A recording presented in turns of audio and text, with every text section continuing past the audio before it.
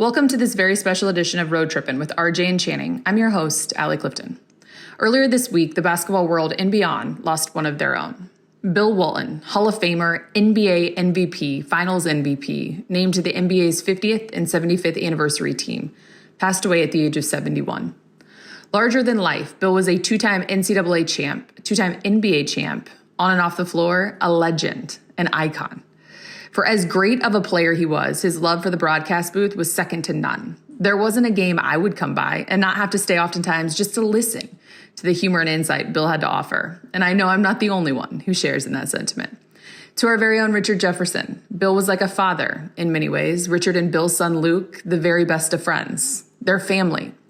For those of you who have rocked with us since day one, you remember the night following a Cavaliers broadcast, which Bill was calling, that he joined us for an episode of Road Trippin. I'll never forget. Rich had the idea to see if Bill would join us. He was a bit nervous to ask, understanding he would have just got done calling a game, maybe he would have other planes to tend to. But as to no surprise, without hesitation, Bill made time. He was as magnificent, full of light and love, with all of the stories he was willing to share, and he did it to the fullest. Truly, it is one of our very favorite episodes. So in honor of Bill, we'd like to revisit that episode this week and hope you feel and enjoy the wholesome 40 plus minutes he spent with us here on Road Trippin' like we do. Truly, he's one of a kind. And from our entire crew, we send our heartfelt condolences to the entire Walton family and all of those who came to know Bill and love Bill. He will be so dearly missed.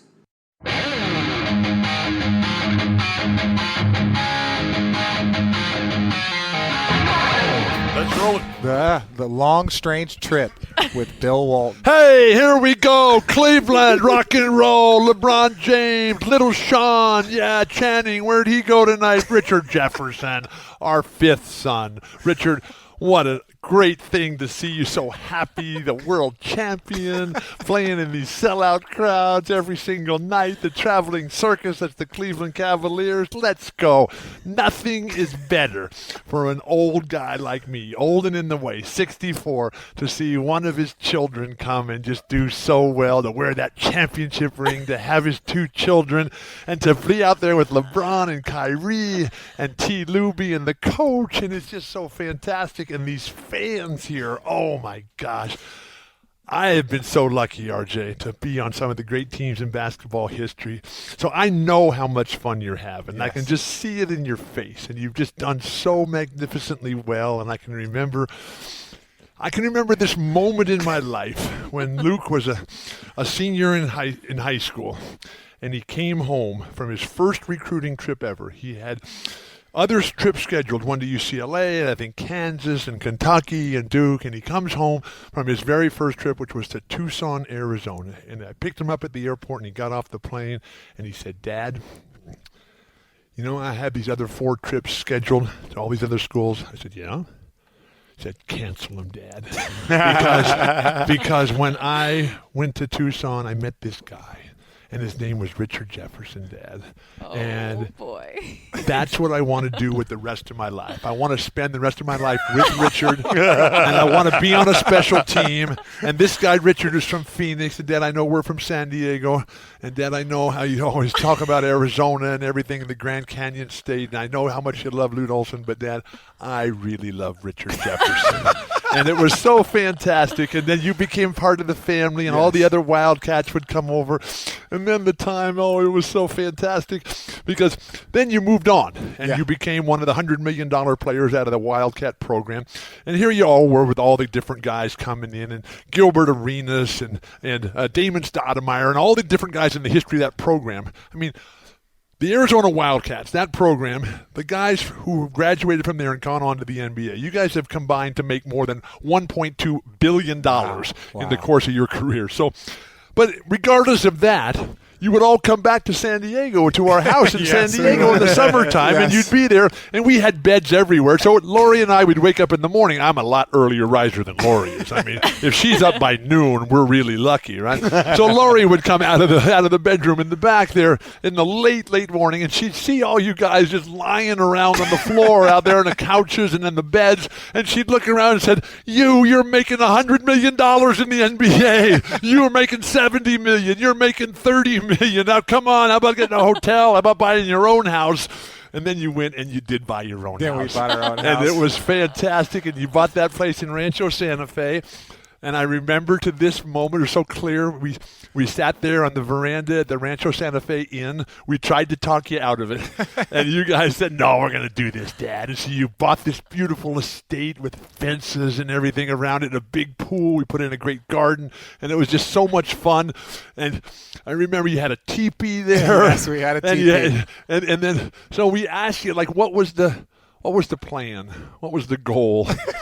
And you and Luke looked at us in unison, and you said, our goal is to make this house the Playboy Mansion. Oh, man. And you did, and you succeeded. You know the story. And it was over the top. You haven't heard this story, Allie? No, so, I haven't. And so we would always get these, we'd always get these calls. We'd always get these messages from other people. Oh, man, did you hear that Luke and Richard are having a party? I said, well, and I'd say, well, when is it? And they would say, oh, it's like Labor Day, and it's an all-white party, whatever that means, right? And so, I mean, I'm a deadhead. I mean, we go to parties like we go where we go everywhere else. We got our jeans on and we got our T-shirts on, right? And so I would call up Luke and Richard, and I'd say, well, hey, man, I hear you're having a party. What time does it start? So 1 o'clock. But you know what, Dad? They would tell me on the phone, they would say, this is not really the kind of party that parents come to. You know when your parents want to to tell stories and they kind of embarrass you. I did not know that all of the dozens of listeners we have out there would get to hear about me and Luke trying to have a Playboy South type party. Oh, you succeeded. It was incredible. The messages that I've received over the years. And I come across these young, wonderful angels here like Allie. And, thank you. and I'll come across them, and they'll say, oh, man, I've been to your house. I've been to your teepee. I say, oh, who are you? And they say, oh, I know Luke. I know Richard. I said, oh, my gosh. I've heard all about this teepee. Oh, it's fantastic. So we've all tried to duplicate the teepee. Bill Right. had the original teepee. And so, like he said, he had beds spread out all around his house. So when all of us were in college, we would just go and crash there. And so what would happen was like whoever didn't get to a room first ended up having to go crash on the bed. So you would sleep on a bed in the living room. But there'd be beds outside. Yes, on the deck. There's multiple beds outside. And if you couldn't get to one of those beds, you tried to get to the teepee first because the teepee at least was closed. It would block you in from the sun a little bit. So one of the coolest things of my life as a dad is that we got to go, Lori and I, we got to go to Luke's first game as head coach of the Lakers this year. And what a thrill. And there's nothing like the pride of a dad. And so, Luke signs a very nice contract to be the coach. He made a lot of money in the NBA as a player and just, he's doing really, really well. And so I asked Luke in a quiet moment, I said, so Luke, you've been living in this house in Manhattan Beach for 9.5 years with the Lakers, beautiful house there, but are you thinking about moving up? You thinking about getting a bigger place? You got more children now, you got Lawson and Landon and Bree, his wife, just fantastic. And he looked at me and then looked at Lori and put a big smile on his face. And he said, you know what, Dad?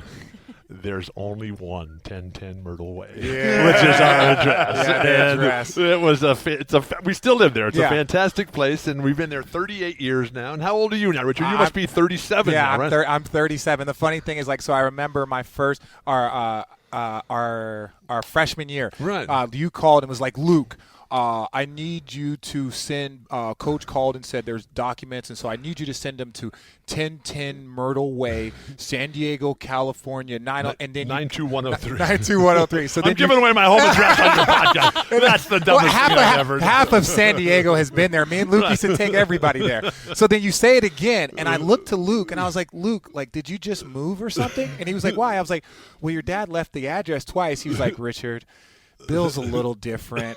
I was born in the downstairs bedroom of that house, and every time he calls, he leaves either his phone number twice or the address twice. Don't worry, Richard, you'll figure it out sooner or later. And how much fun was it to go and watch you guys play? Because what Lute Olson did for that program, for the Conference of Champions, for you, all of you individuals, I mean, you're coming up and you got this brilliant coach who knows how to build teams. And that's what I see right here now. And to see these Cavaliers playing at the level. And I'm a warrior of the Golden State. And last year during the championship. You were there, Game 7. I was there 5 and 7. I was there for I think 1, 5, and 7, and I was sure Golden State was going to win. I mean, are you kidding me? Yeah. And then Draymond Green loses his mind and puts himself ahead of the team, and then all of a sudden, I mean, I gave up a Bob Dylan concert to go to Game 5. No way. At Humphreys. What am I thinking? Humphreys is this fantastic venue right on the water in San Diego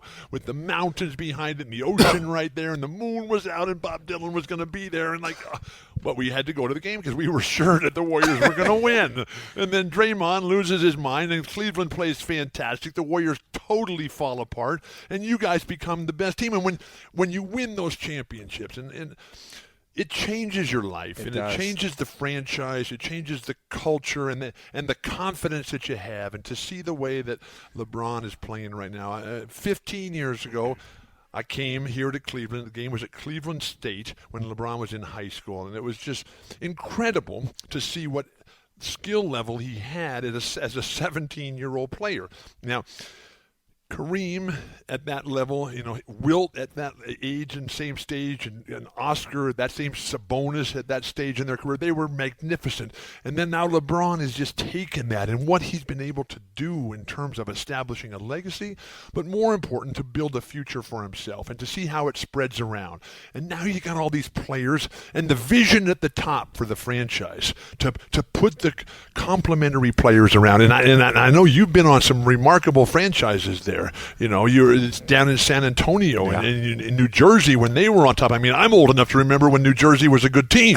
And so, that was my first couple of years. Right. Yeah. And you were in the finals every year, right? And you just kept looking at Luke and saying, Luke, you're like a loser. You're on the Lakers here, right? Yeah. You were rubbing it in. And then he won 2 championships and then 3 with the Golden State. And now you have one. Yeah. And the chance to get it done. And that opportunity, the privilege, the honor to repeat, and that challenge. And with Golden State adding KD, and what a brilliant move that was. And that franchise just on fire right now. But you guys have a chance because you have LeBron and nobody else does. And the years that we were able to win the championship with Portland, we had Maurice Lucas and nobody else did. In Boston, we had Larry Bird and nobody else did. And you have LeBron and nobody else does. And so stay healthy. Keep the team spirit, keep the skill level high, and then the freshness that how many, this is your 14th? 16th year, man. Don't cut him short. I'm so jealous. I mean, I'm the most injured player ever. I missed 9.5 full seasons of my NBA career. And so to see how it's all come together, to see the happiness and the joy. I was down at the Rock and Roll Hall of Fame today to see all my guys, and it was just so special. What a magical place. I came in here grumpy as can be, flying all the way across the country. Everybody on the plane had the plague, and I'm battling pneumonia here, and I get here, and it's like, oh my gosh, what's happening? I read the news, I stay up on all this stuff, and I'm thinking, Ohio? What am I going to Ohio for, man? All they have there is carnage and crime and refugees.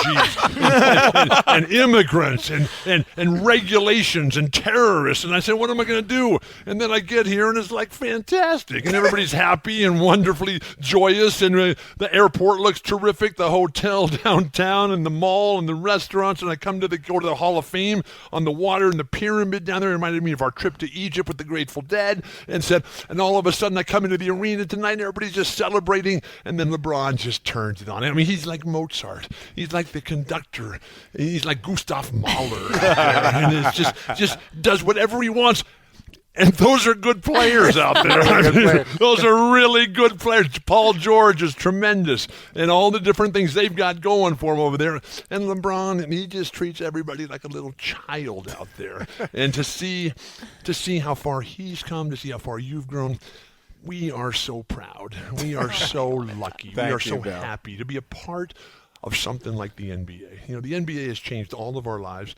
More importantly, though, the NBA has changed the world. And what the NBA stands for and represents, inclusion and opportunity. That's what life is all about. And to be able to take this message out and for the rest of my life, I'll be always able to tell myself, as I'm on my bike and I'm on the long, hard climb, as I'm sitting there looking at the beautiful sunrise, as I'm checking out the clouds as the sun leaves us in San Diego in this red sky, I'll be able to look back and say, man, Remember that day 15 years ago in 2002 when LeBron was 17? I was there. I was a witness. Remember that day in 2000? What year are we in now? 17? Oh, and LeBron's 32. 14 years later in the NBA, I'll be able to say, wow, I was there, and I was there when Richard Jefferson was there too, and how fantastic. And then little Sean, Channing Frye coming in, and how he's such a great star, and it's just fantastic. And when we had the chance, you and I, Richard, to talk before the game, and you were mentioning what an honor and privilege it is to be LeBron's backup. Yeah. But that's also a challenge, responsibility, and a duty and an obligation. And you've got to push him, but not too hard because he's playing big minutes, and you got to let him get his rest. But your professional responsibility to bring it every night, even though you're going to play limited minutes behind LeBron, that's all cool. But when you come in and you're able to go out there and get the job done, either keep it going as the sixth man or change the direction of the team. And it was the same job that Scotty Wedman had, a great teammate of ours on the Celtics when Larry Bird was the LeBron James of his day. And so here it was. Scotty would work so hard. Scotty and I are exactly the same age.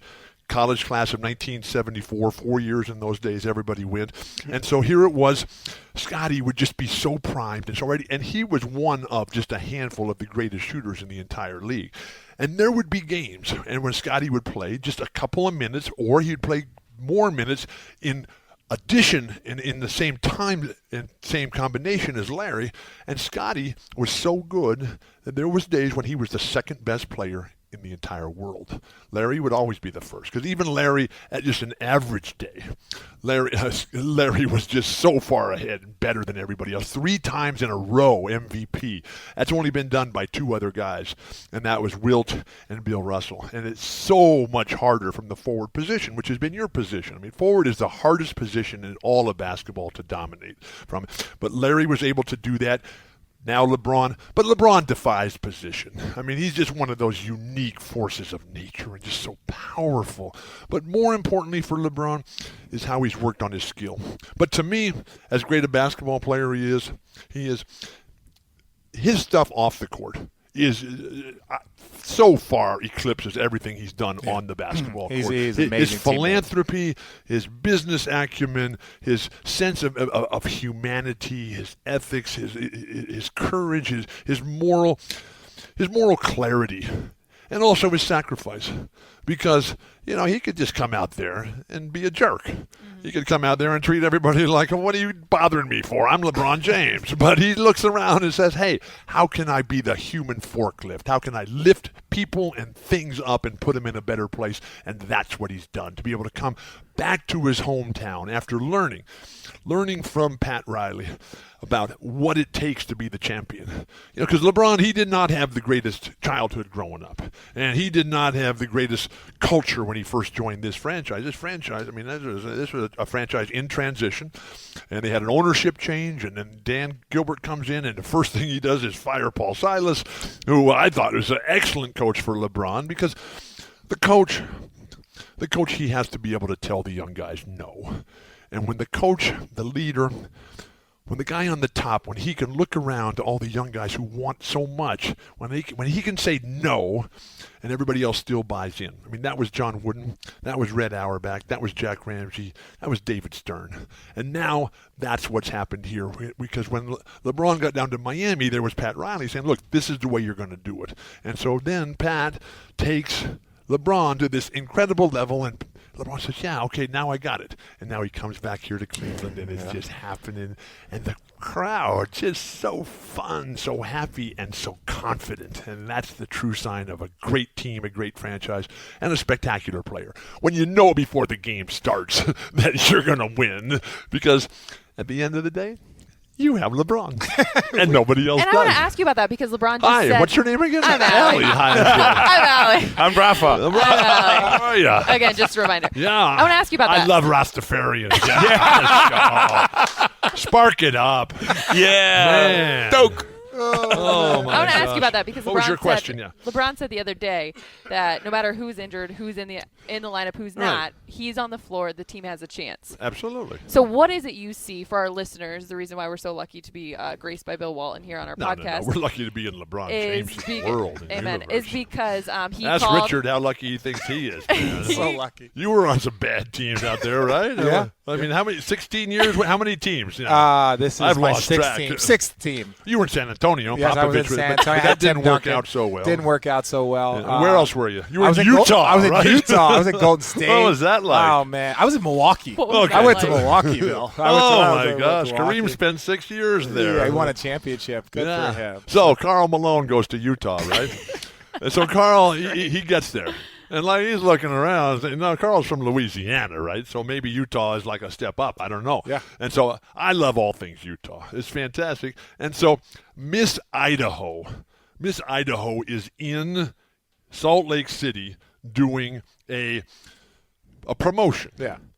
And that was the same day that Karl Malone, nicknamed the Mailman, is being introduced to all the folks when he first joins the NBA in Utah, right? Yeah. And so this lady, Miss Idaho, was off on the perimeter, right? And they're having a big parade and a big celebration and a big rally.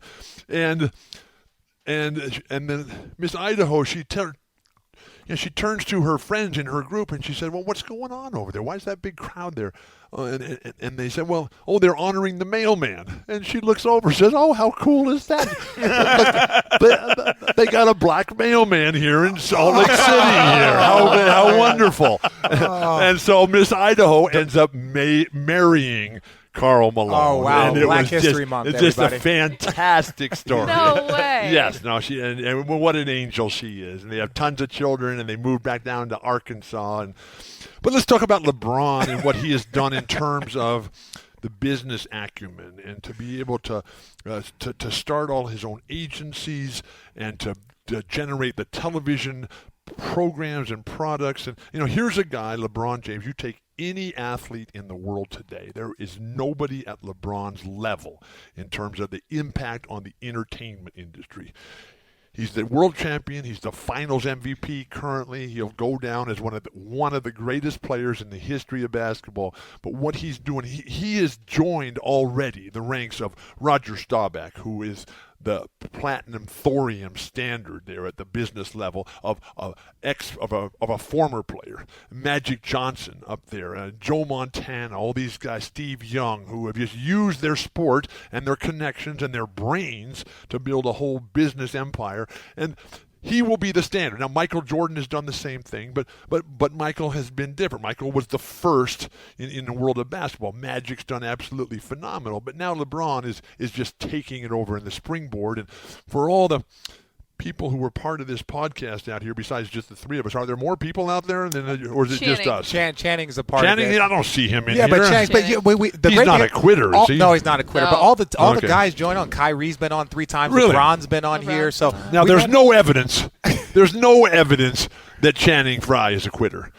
But if you were looking for evidence, this would be exhibit not A here. He's I not have even here. It's I have a his show. question for you. Rafa, you're on the show too. Yes, the fans want to know. Rastafarians, yes. Is this a live was- show or is this? No, just recording. Was Jerry Garcia a sports fan? Oh, absolutely. It's he was a physical fitness fanatic. he loved to go to bed early and then get up and go right to the gym and ride the bike and do his calisthenics, do his yoga. He was fantastic. And in between all the non-filtered Camel cigarettes, man, he was just really on top of it. But to see, I was down at the Rock and Roll Hall of Fame this morning, and they brought out 4 of Jerry's old guitars, and I was just sitting there looking at them.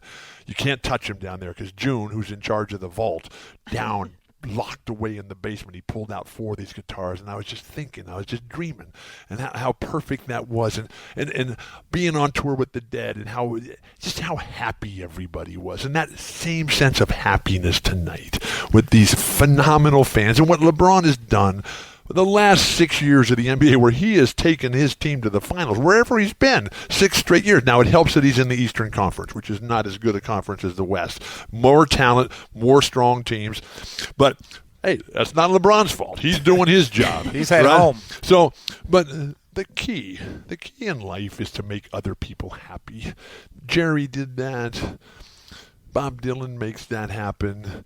Magic makes that happen. Now LeBron's making it happen. And please read Sam Smith's book about Michael Jordan, because Friday the 17th is going to be, today's the 15th.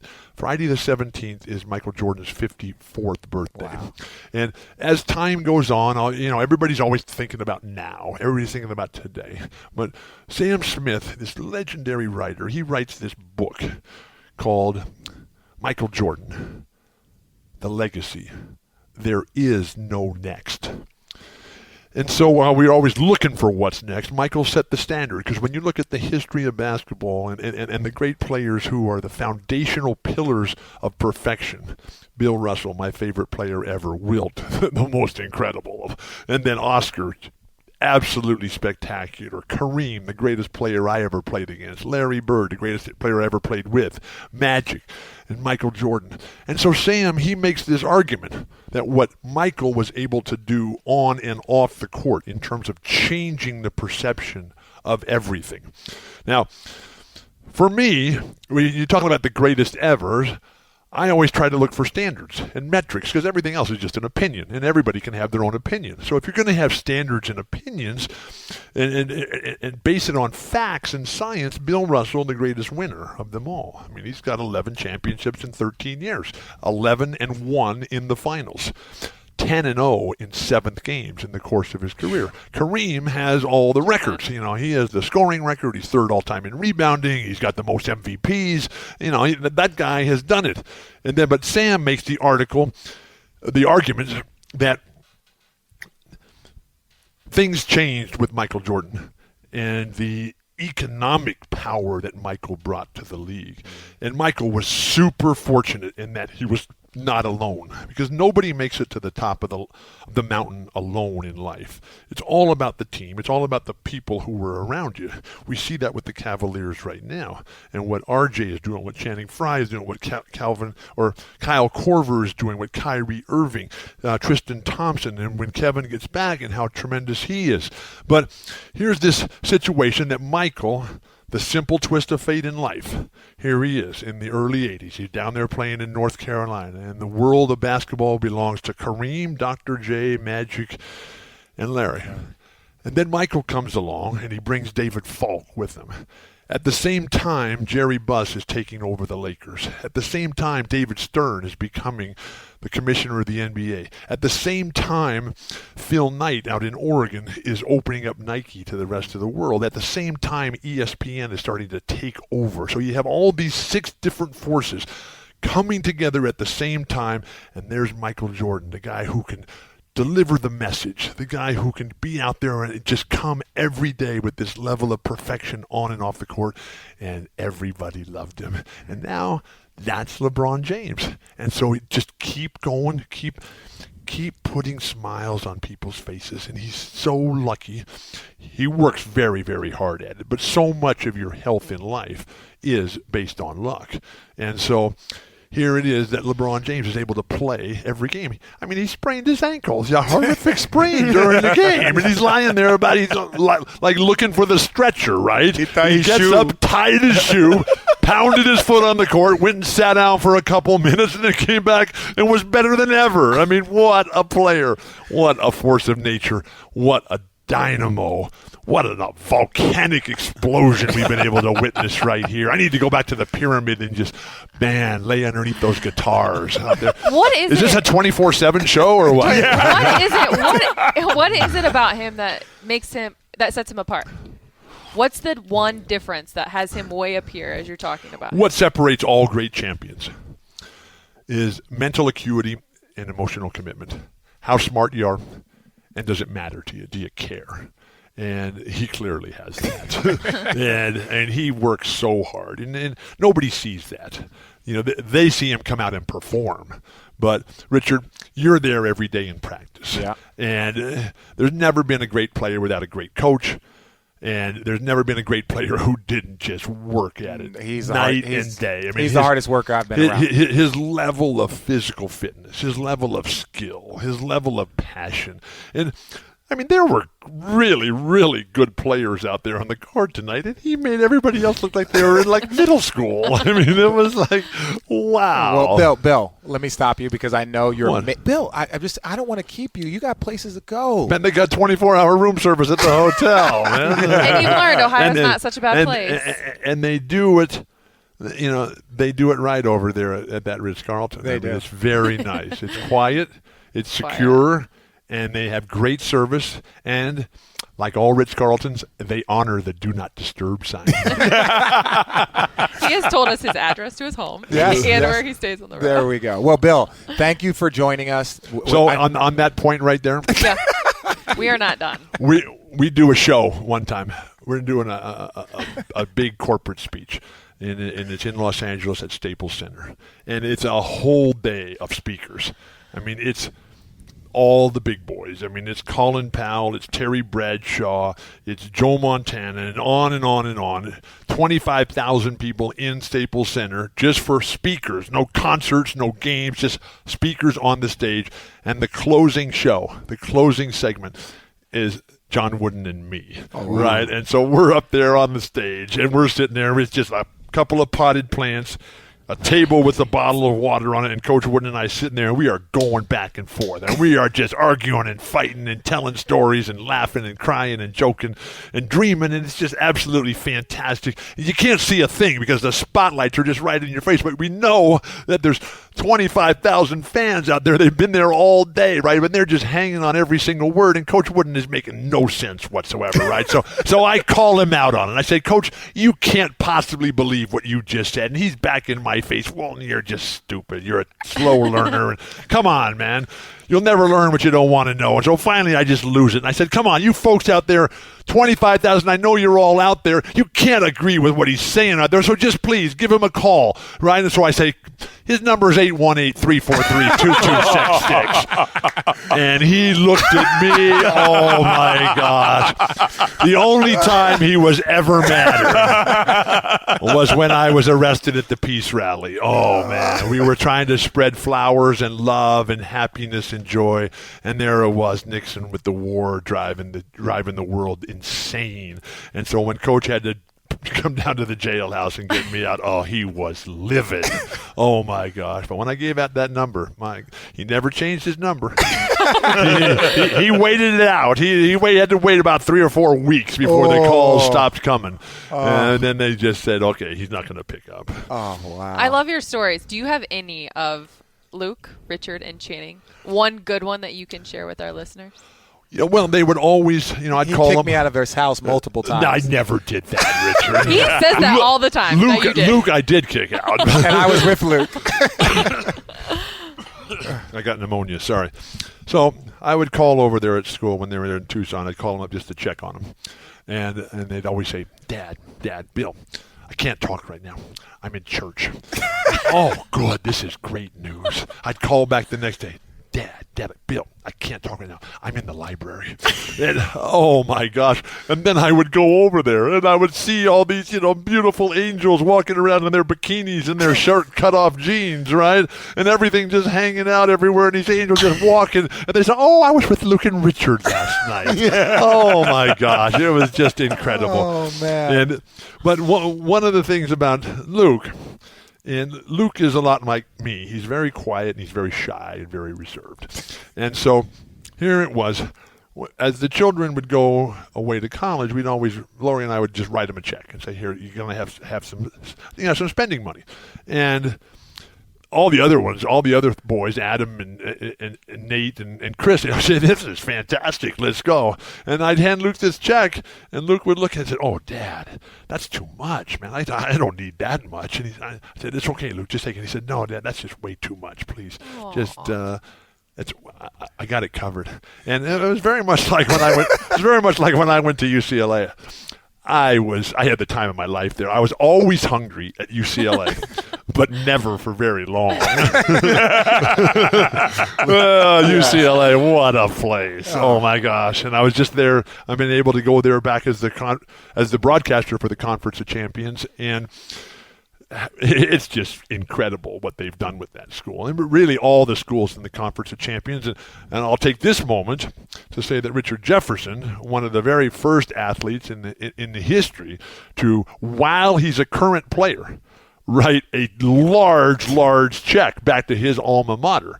And they have the Richard Jefferson Gymnasium right there, right on Campbell Drive. Man, you drive by, right, going to McHale, which is not named after Kevin McHale, no, but the Richard Jefferson Gymnasium. And that's what makes me so proud, because that willingness, that understanding. Because when you get old and when you're just in the way and you can't do anything anymore, the driving emotions in your life are always pride, gratitude, and loyalty. Pride, the satisfaction with your choices in life. Loyalty, do you care? Does any of this matter? And then gratitude, the acknowledgement, the respect, the appreciation, and the gratefulness of the people who have gone before, and all the people who have given me the greatest life ever. And now to see Richard, he's just a young man. I mean, 37 years old? Yeah, 36. I'll be 37 in June. Luke's older than you? No. Yeah, Luke's a month and a half older. A month and a half older. I thought you guys were twins. Man, I'm going to have to go back and tell Lori. He's in sure that Luke and Richard are not twins? He's in March. I'm in June. March 28th. Yeah. What's his address? What's his phone number? Whoa, you want me to put that out there? I don't think he would like that. I will say he's on Gates. Oh, my God. What city is that? Oh, I don't know. I live in Mars, man. I came Mars. back here from the Mars Hotel. I've had a fantastic time here, man. I didn't think it was going to be. I was wondering if I had to bring my passport, man. I didn't know. They're going to take me to a black site, and they're going to deport me. Oh, my gosh, please. I'm guilty. Yes, I'm guilty of smiling on a cloudy day. I'm guilty of being a fan of LeBron James. I'm guilty of being a fan and an alumni and a proud member of the NBA. Wow. We're the luckiest people on earth, Richard. Who would have ever thought? Hey, on earth. I mean, how's the yoga studio doing? The yoga studio's great. Luke took the entire Laker team because we just opened up yoga studio. To the yoga studio. We opened up a second one. The first one in Hermosa Beach was doing so well. We opened a second one. We opened a second one in downtown LA, and Luke took the entire downtown. Team in downtown. Wow. You know, it's coming up. I thought it was just a place where you got to meet girls and stuff, like the Playboy Mansion South. Well, no, you're married. I will say this. I decided to open up a yoga studio when I was single, and then I got married. Yeah, and your wife is an angel. She's a sweetheart. She's the best. But no one's the angel like Lori. Oh, my gosh. Lori's the best. Lori. Tell Lori I Can said you imagine being married to me? Oh, my gosh. Oh, Bill. That poor girl. She's the best. Oh, my She's gosh. the best. I'm the luckiest guy in the world. I know Richard Jefferson, and I was here in Cleveland tonight. Wow. And you saw Game 7 when he won the championship. Oh, my gosh. Yo, Kyrie, so one of the very few angles that they show, they have the up top, the side, but there's one where they show you, because you were right by the Warriors bench. Right behind the bench. So Kyrie shoots it, your hands are up, and you're like, oh my God. The Warriors are going to win. I'm a warrior of the Golden State. And then it went in. Oh, my God. And then LeBron, right after that, LeBron blocks the Iguodala shot. But it never would have happened had it not been for J.R. Smith making those three. Start the second half. 8 points to start the second half. Start the second half. Man, I mean, Swisher. I remember as a player that start of the second half in these games. Let's go, the referees. No whistles. Let's let them go. You're just fighting, and it's just wonderful. And there was JR setting the tone, man. Three in a row. We were down. I was right there. That's why I try and tell people, it was like we were down 8 at halftime. Emotionally, you're like, you want to cry. Then all of a sudden, JR just hits a bunch of threes. We go up 7. You're like, yes. Then the next thing you know, it's tied, and you're like, what's going on? Tied for 5 minutes. It's tied. It's back and forth. That was crazy. But you held them to 89 points. You deserved to win. You were the better team. You had the better players. And Ty Lue did a phenomenal job, and I love his on-court demeanor. Yeah. I mean, I love these guys like Ty Lue, who comes from Mexico, Missouri. I mean, I live right next door to Mexico. I mean, we got to build. And I didn't think Missouri was anywhere near Mexico. Well, that's where he's from, man. But we got to build bridges and not walls out there. And here's Ty Lue. He gets this golden opportunity, and they make the decision here to get rid of David Blatt, who's now Turkey, I believe. I mean, can you imagine being in Turkey right now? Oh, jeez. Anyway, so Ty Lue comes in, he gets this fantastic opportunity, and he handles it with such dignity and such grace. And I love the coaches who just sit over there on the sideline and who just do their communicating, because the players are all crazy enough, right? You don't need to have the coach crazy. You need to have the coach be the calm guy who can say, okay, now this is what we got to do here, guys. And then he can look at LeBron, and he can look at Kyrie, and he can look at Kevin Love and Tristan and you and Channing and now Kyle Korver, and give him a rational explanation of finding the path forward. And it's just absolutely spectacular. I'm so happy for him and so proud of him. And I was in his office before the game tonight doing the coach's interview, right? And right behind his desk, there was this big giant poster of the championship parade and celebration, right? And half your team had no clothes on. It was a hot day, Bill. I was so jealous. I mean, I wanted some of that. Where's my bike? Oh, where is my bike? I remember your I championship rode my parade. bike to the championship parade in Portland, and it was like going into the Grateful Dead parking lot, right? And it was just, I got separated from my bike, and I had no way home. And so when I got to the stage, I said, hey, where's my bike? And I did get it back. I did get it back, but it took 2 or 3 days. It took a little bit. Yeah, I hitchhiked home. Yeah. Oh, my gosh. How was the parade in Boston? Oh, over the top. Over the top. So in Portland, when the mayor, who was the master of ceremonies, he was coming up and then asking me to say a few words, and I'm a lifelong stutterer, so I couldn't speak at all in those days. And so here it was. They give me the microphone. I ask for my bike, and somebody passes me a beer, and I take the beer and take a big swig of it. Who knows who had already been drinking it, right? And then I took the beer and I poured it over the mayor's head. But he was a great friend, and so he was all having the party too. Yeah. And then we get to Boston, and you have to understand, Rafa, that when I was in Portland was an expansion team when we got there, and it ultimately became one of the great franchises in the history of the NBA. Set all kinds of records, was the model, the economic model of success in this magical mystery tour that's the NBA. And then when I get to Boston, but Portland was a very small town. When I lived there, the town, the city of Portland had 250,000 people in the whole town. The entire state of Oregon, which is I think the 9th largest state in the country. The entire state of Oregon, when I was there 43 years ago, was 350,000 people. There were more people on campus every day at UCLA than there were in the entire state of Oregon, right? So the entire state comes, 350,000 people, to this phenomenal parade and celebration of happiness and joy and everything.